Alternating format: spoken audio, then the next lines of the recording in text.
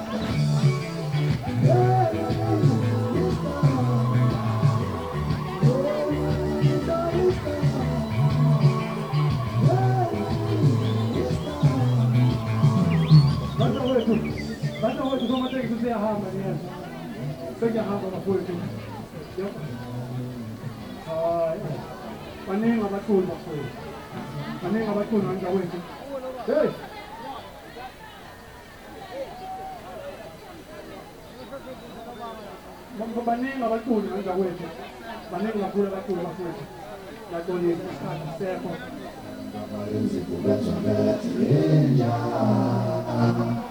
Abantu basemakhaya ungabali isikhathi kaZwabeth.